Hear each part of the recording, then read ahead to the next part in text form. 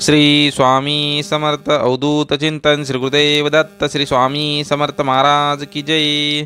स्वामी भक्तांनो, तुमच्यासाठी मी एक नवीन संदेश घेऊन आलेलो आहे। स्वामींचा हा संदेश जर तुम्ही ऐकला तर तुमच्या मनातील प्रत्येक प्रश्नाचे उत्तर आज स्वामी तुम्हाला देणार आहेत।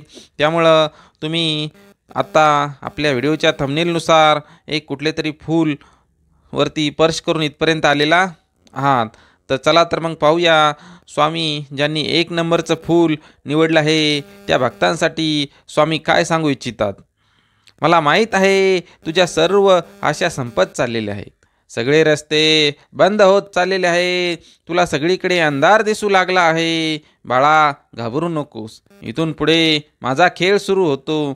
मी तुला तुझ्या प्रत्येक अडचणीतून बाहेर निघण्याचा मार्ग दाखवणार आहे। कोणतीही गोष्ट होण्यासाठी त्याची वेळ यावी लागते, वेळेच्या आधी कोणतीच गोष्ट होत नसते। म्हणूनच बाळा, तू हार मानू नकोस। नकळत तुझ्यासमोर एक असा क्षण येणार आहे ज्याची तू आशा सोडली आहेस। बाळा, तू निराश होऊ नकोस, तुझ्या माणसाने तुझी साथ सोडली आहे, त्यांनी तुला धोका दिला आहे। पण बाळा, तू घाबरू नकोस, कारण की तू एकटा नाहीस, मी सदैव तुझ्या बरोबर आहे। कारण की हीच वेळ असते ज्यावेळेस तुला वाटतं की आता सर्व संपलं आहे, कारण की तीच वेळ आहे की नवीन काहीतरी सुरू करण्याची। बाळा, कोणी तुझ्याबरोबर असो या नसो, पण मी सदैव तुझ्या पाठीशी आहे। माझी शक्ती सदैव तुझे रक्षण करणार आहे। बाळा, तू जेवढे कमवले आहेस त्यापेक्षा कितीतरी पट तुला जास्त आता मिळणार आहे। फक्त यासाठी बाळा, फक्त तू संयम ठेव, हार मानू नकोस, माझ्यावर विश्वास ठेव। माझा आशीर्वाद सदैव तुझ्या पाठीशी आहे। तुझा कठीण काळ आता संपलेला आहे, लवकरच आनंदाचा काही क्षण तुझ्या जीवनामध्ये येणार आहेत। त्या येणाऱ्या आनंदाच्या क्षणांना तू आता तयारीला लाग। माझ्यावरची श्रद्धा डळू देऊ नकोस, परमेश्वरी शक्तीवरचा विश्वास तुला त्या कठीण काळात न पुढे नेणार आहे। तुझ्या मनात आहे ते लवकरच प्रत्यक्षात येणार आहे। परमेश्वराचा आशीर्वाद तुला भरभरून मिळणार आहे। मला माहीत आहे बाळा, तू फार सहन केले आहेस। जीवनामध्ये कधी चढ उतार येत असतात, अशा काळामध्ये मनावरती नियंत्रण ठेवून सदाचाराचे आचरण करावे लागते। चुकीच्या गोष्टीमागे धावू नको, चुकीच्या लोकांची साथ कधी देऊ नका, नेहमी सदाचाराचे आचरण ठेवा। अडल्यानडल्यांची नेहमी मदत करत चला। परमेश्वरी शक्तीवरचा विश्वास कधी ढळू देऊ नका, नेहमी आपले मन प्रसन्न आणि भगवंताच्या चरणाशी एकनिष्ठ राहू द्या। श्री स्वामी समर्थ। आता ज्यांनी 2 नंबरची मूर्ती निवडली आहे किंवा 2 नंबरच्या फोटोला स्पर्श करून जे इथपर्यंत आले त्या भक्तांसाठी स्वामी काय सांगू इच्छितात ते पाहूया। परमेश्वरापेक्षा कधीच मोठे होण्याचा प्रयत्न करू नका। आदी आणि अंत फक्त आणि फक्त परमेश्वरच आहे। आपण फक्त परमेश्वरचा एक अंश मात्र आहोत, या गोष्टीचा विसर पडू देऊ नका। एक दिवस आपल्याला परमेश्वरी शक्तीमध्ये विलीन व्हायचे आहे। आपले ध्येय फक्त आणि फक्त शुद्ध आचरण ठेवून परमेश्वरी भक्ती करून मोक्ष प्राप्त करणे हे आहे। त्यामुळे अहंकारापासून नेहमी स्वतःला दूर ठेवा। वाईट विचारांना आपल्या मनामध्ये कधी जागा देऊ नका। कर्मावरती विश्वास ठेवा, जे पेराल तेच उगवेल। प्रत्येक वाईट कर्माचे कर्मफळे आपल्याला इथेच भोगून जायचे आहे, ते कोणालाच चुकणार ना।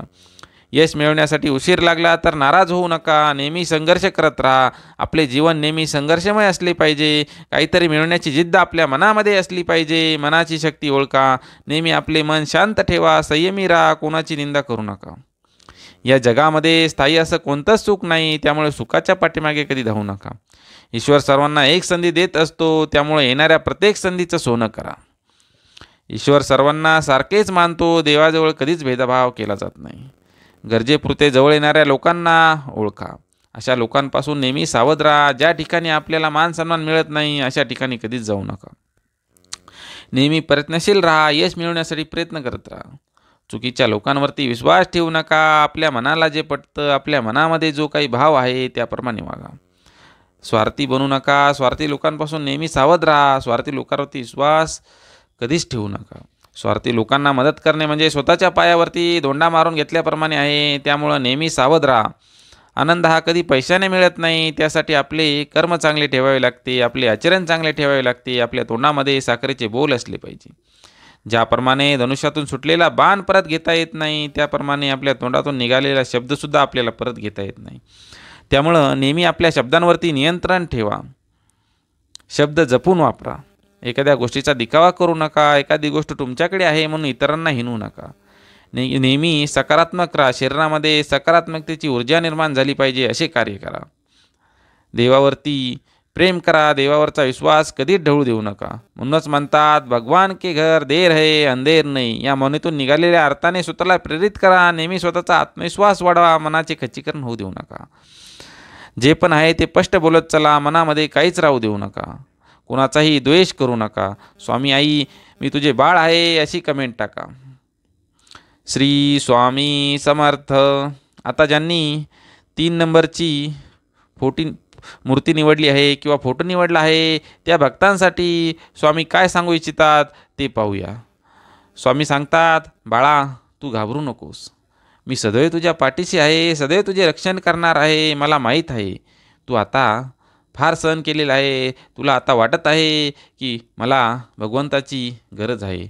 मला भगवंताच्या आशीर्वादाची गरज आहे. तर ते तुला निश्चितच मिळणार आहे. तुला भगवंताचा आशीर्वाद आता भरभरून मिळणार आहे. तू केलेल्या कर्माचे फळ आता तुला मिळणार आहे. भगवंताची शक्ती आता तुझ्यावरती विश्वास दाखवणार आहे. भगवंताच्या शक्तीचा परिचय आता तुला ती देणार आहे. ज्या साधनेमधून सुगंध दरवळतो त्या दरवळणाऱ्या सुगंधामध्ये आमचं अस्तित्व असतं. सकाळी मला वेळ नसतो, संध्याकाळी मला थकवा येतो, असे अनेक कारणे असतात जे साधनेपासून तुम्हाला लांब ठेवतात. भगवंताच्या नामस्मरणासाठी, भगवंताच्या भक्तीसाठी थोडा तरी वेळ काढण्याचा प्रयत्न करा. भगवंताला जर तुम्ही थोडा वेळ दिला तर भगवंत तुम्हाला भरभरून देणार आहे.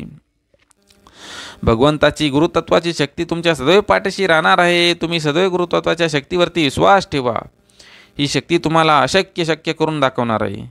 प्रत्येकाच्या हृदयामध्ये गुरुतत्व वास करते. त्याला ओळखूनसुद्धा आचरण करण्याची गरज आहे. वाईटाला वाईट आणि खऱ्याला खरे म्हणण्याची ताकद आपल्या मनामध्ये असली पाहिजे. वाईटाला वाईट आणि खऱ्याला खरे म्हणण्याची ताकद आपल्या मनामध्ये असली पाहिजे. चुकीचा पश्चाताप आपल्या मनामध्ये पाहिजे. हिंसेला आपल्या मनामध्ये थारा नको. शुद्ध आचरण हवे. आपल्याला अनेकांनी दिलेली अयोग्य वागणूक विसरून पुढे जायला शिकशील. कटुशनांना तू विसरायला शिकशील. हीच गुण आहे तुझे आचरण, तुझे मन शुद्ध होण्याची. असे अनेक चांगले गुण जर आपल्या मनामध्ये, आपल्या शरीरामध्ये असतील तर आपल्या हृदयामध्ये असणारे गुरुतत्व ओळखू शकतो. त्यांची कृपादृष्टी प्राप्त करून घेऊ शकतो. ज्यांच्या मनामध्ये देवाविषयी श्रद्धा नाही अशा लोकांपासून स्वतःला लांब करण्याचा प्रयत्न करा. स्वतःला अशा लोकांपासून दूर ठेवा.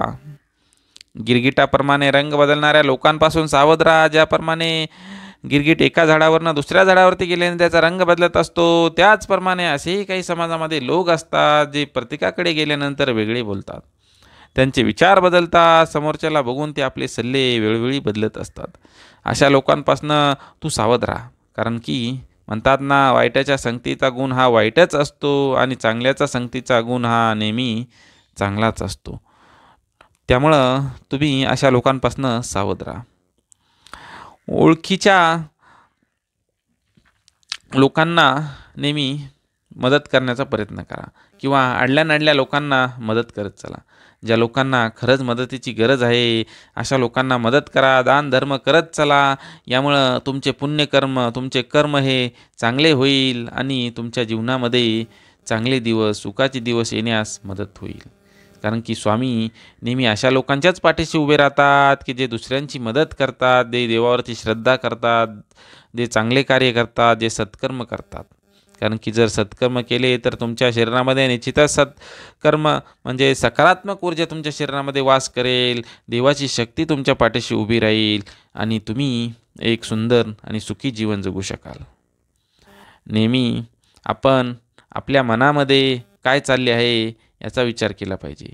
आपल्या मनाला शांती कशी मिळेल, आपल्या मनाला शांती कुठून मिळते, आपले मन प्रसन्न कसे होते, यासाठी आपण प्रयत्नशील राहिले पाहिजे. कारण की मन जर शांत ठेवायचं असेल, मन जर सुखी ठेवायचं असेल, आत्मा जर तृप्त करायचा असेल तर त्यासाठी एकच मार्ग आहे. देवाचं नामस्मरण आपल्या मुखामध्ये असलं पाहिजे आणि देवाचं नामस्मरण आपल्या हृदयामध्ये असलं पाहिजे.